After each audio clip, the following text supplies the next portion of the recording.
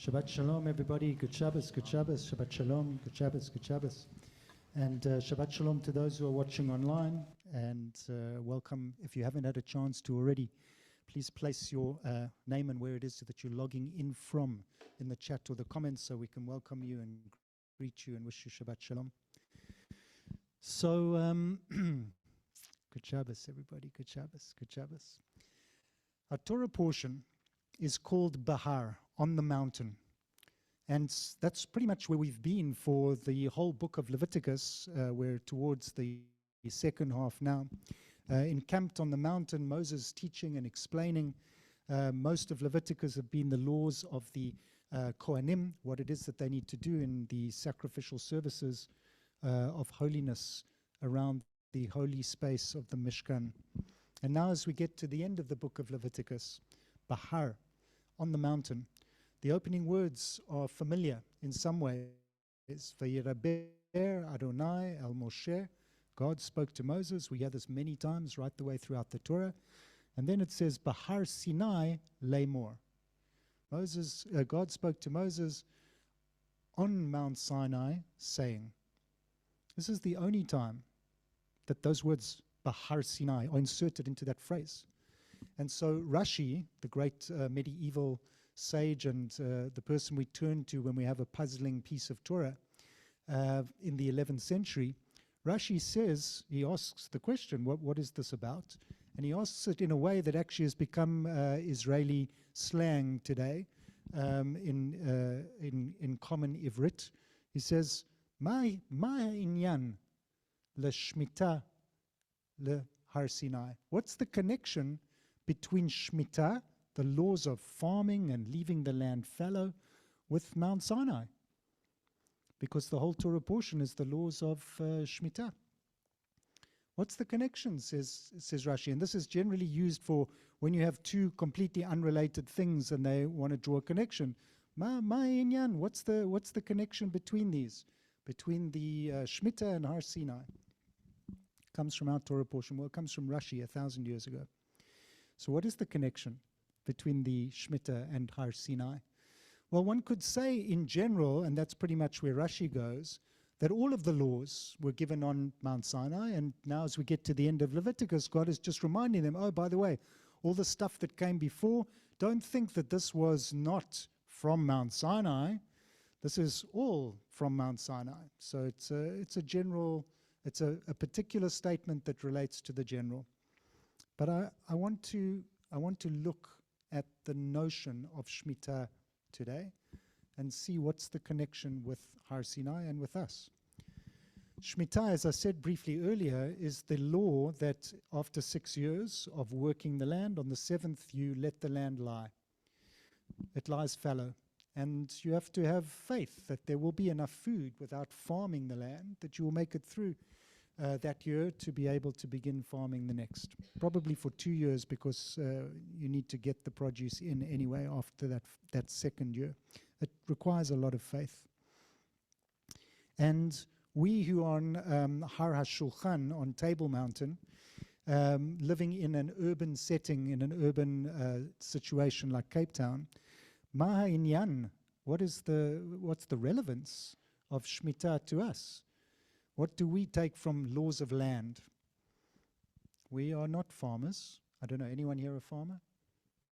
Sometimes Bruce is here and he is an apple farmer, but he's not here tonight. So no farmers. What do we do with the Shmitta? What's the relevance for us? I could give the climate change Dvar Torah. I could talk about how we have overused the land and we have not allowed it to rest and rejuvenate, just as we overuse ourselves during the week and don't rest and rejuvenate on Shabbos, so that we have the koach, the energy to go back into the week after Shabbat. I'm not going to give that one. If we study the laws of Shmitta, we learn that it's not just about land. It's also about the economics of land. So with land comes power, and with land comes control. And when the children of Israel were to cross the Jordan River and populate the land of Israel, the land was to be divided amongst the tribes, each person to have their holding. But over time, some farmers would succeed and some would not. Some farms would flourish and others would fail.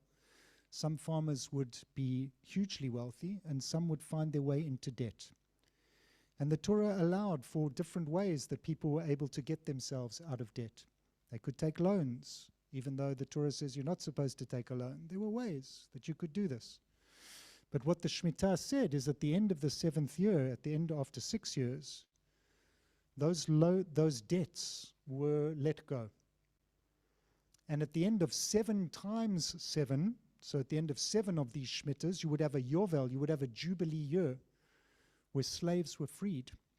So people could become slaves because of debt, and at the end of 50 years, slaves were freed. There was a resounding Jubilee, and slaves were freed.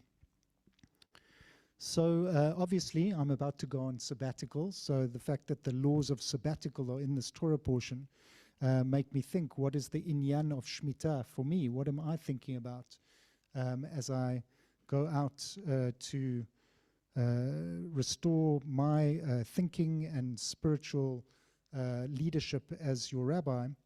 What is it that I am looking for to connect to? What is it that I need to find in my connection to the land, in my connection to the economics and power that come with land?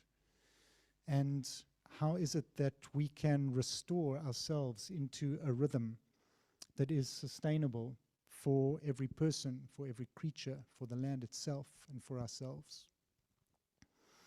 So I suppose, as I said before, in terms of Israel, it starts with ourselves, whether you're a farmer or not a farmer. It starts with Shabbos. That's our first 7. 6 days, and on the 7th day we need to rest. And do we do that? Do we keep Shabbat? Are we Shomer Shabbos? Whatever that might mean, let's ask ourselves that question. And then let's extend it, like we're doing right now, to take 7 times 7, and to take a whole period, like 7 weeks. And if we lived in consciousness and we counted our days every day, like we're doing right now, and made them count, and made Shabbos Shabbos, and made the days afterwards be powered by that Shabbat, living in a life of consciousness for 7 weeks, what would that look like? What would it look like to really focus ourselves on this journey to Shavuot? And then to draw our lens even bigger and to say, not just now for these days and weeks, but for years, for each cycle of 7 years, what would it be like to live consciously in harmony with myself, with my family, with my community, with my country that I'm about to go and vote the new leadership in on Wednesday? What would it be like to be able to live with a consciousness that I want to make the world that I live in every aspect, a place of sustainability and peace? And then why not draw it even bigger and go beyond this planet and galaxies and universes beyond, and live in harmony and peace with it all? Just keep going. So as we make our way into this Shabbos, let's start small, right here. Make this one holy. And when we come out of it, let's take the sparks into our next week, into our journey to Shavuot, into our next year, into the years beyond. Let's bring those around us into that journey with love and compassion, with consciousness and justice. And let's change this world and beyond together. Shabbat Shalom, everybody. Good Shabbos. Good Shabbos. Good Shabbos. It's hard to change the world if we